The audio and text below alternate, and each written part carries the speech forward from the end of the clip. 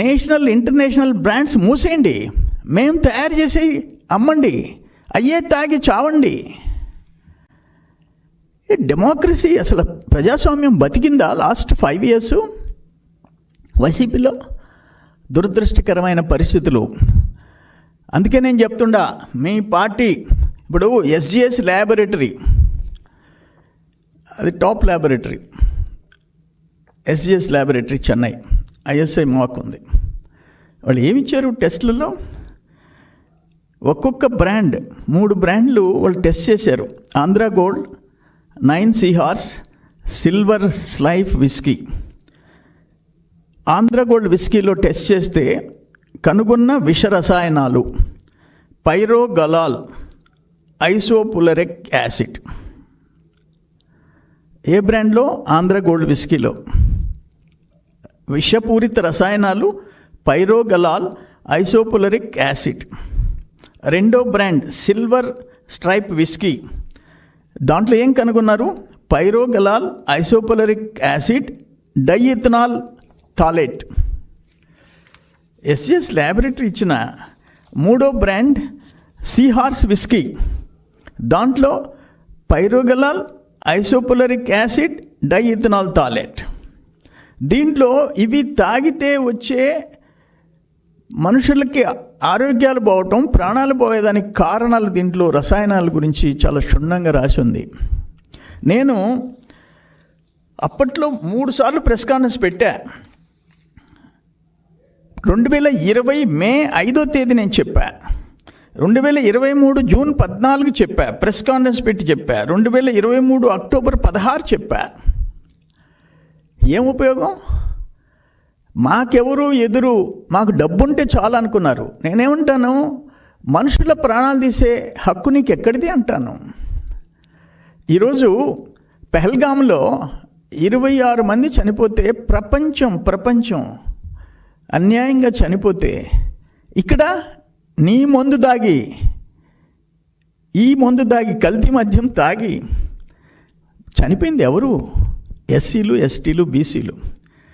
ఎస్సీలు, ఎస్టీలు, బీసీలు. మేము పొగతోట ఏరియా ఉంది నెల్లూరు టౌన్లో, అక్కడ నంబర్ ఆఫ్ హాస్పిటల్స్ ఉంటాయి. 70%, 80% అక్కడే ఉంటాయి. మేము అక్కడికి చాలామంది పేషెంట్స్ చూడడానికి పోయినాం. చనిపోయిన పేషెంట్స్, ఈ మందు దాగి చచ్చిపోయినాడయ్యా అని వాళ్ళ కుటుంబం రోధిస్తుంటే డాక్టర్స్ చెప్పేవాళ్ళు, కేవలం లివర్ దెబ్బతిన్నది ఆ మందు దాగి, ఆ చీప్ లిక్కర్ దాగి. దానికి ఎవరు కారణం అంటాను? ఒక ముఖ్యమంత్రి ప్రజల చేత ఓట్లు వేయించుకొని ఆ ప్రజల ప్రాణాలు తీయటం, ప్రజల జోబిల్లో డబ్బులు తీసుకోవటం, ప్రజల ప్రాణాలు తీయటం ఎక్కడన్నా చూసామా అని అడుగుతున్నా నేను. అందుకని దీనికి వెంటనే ఢిల్లీలో కేజ్రీవాల్ 100 కోట్లు, ఒక ముఖ్యమంత్రి, ఒక డిప్యూటీ ముఖ్యమంత్రి, ఆంధ్ర, తెలంగాణ, తమిళనాడు, ఇంతమందిని అరెస్ట్ చేశారే 100 కోట్లకి. ఈడీ ఇక్కడ ఇంచుమించు 10,000 కోట్లు. ఇక్కడ 2 రకాల ఎంక్వైరీ జరగాల. అది సిట్ లెవెల్లోనే అయిపోద్దా, లేకపోతే సిబిఐ, ఈడీ చేస్తా? ఒకటి డబ్బు దోచుకోవటం, 2 అనఫిషియల్ సేల్స్ చేసుకోవటం, 3 నాసిరకం మందు తాగిచ్చి ప్రజల్ని ప్రాణాలు తీయటం. ఒక మనిషికి ఏదన్నా జరగరానిది జరిగి, ఒక కర్రో కత్తో జరిగి మనిషి ప్రాణం పోతే ఆవేశంలో జైలు శిక్ష వేస్తారు, యావజ్జీవ కారాగార శిక్ష. ఇక్కడ ఎన్ని వేల కుటుంబాల ఎన్ని వేల మంది ప్రాణాలు తీసి లక్షల మంది అనారోగ్యానికి కారణమైన దాని గురించి మీకు ఏమని చెప్పాలా అని చెప్పేసి అడుగుతుండా. ఈ సేల్స్ చూసుకోమంటుండా. ఓన్లీ 42 days బ్రాందీ షాపులు మోసారు కరోనా టైంలో, 42 రోజులు మోసారు, కొరప్పుడు తెరిచారు. ఎందుకు మధ్యలో ఇంత పెద్ద ఎత్తున సేల్స్ పడిపోయినాయో చెప్పాలా. ఆఖరికి ఎంత అంటే ఆ డబ్బు మీద మోజు ఏంటంటే, ఇతర రాష్ట్రాల నుంచి వచ్చేటప్పుడు ఒక 3 సీసాలు తెచ్చుకోవచ్చు, చట్టం, అది ఎప్పటి నుంచో ఉన్న చట్టం. అది కూడా బార్డర్లో ఆపేసేసి ఒక్క సీసా కూడా తెచ్చుకోవడానికి లేదు, మేము చెప్పిందే తాగాలంటే ఏంటి?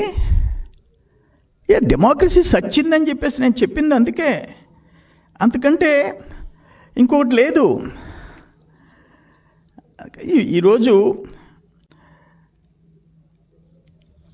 ఈ 2 రకాల ఎంక్వైరీ, ఒకటి డబ్బు, ఒకటి ప్రజల ప్రాణాలు, 2 చేయాలని చెప్పేసి నేను కోరుతుండా.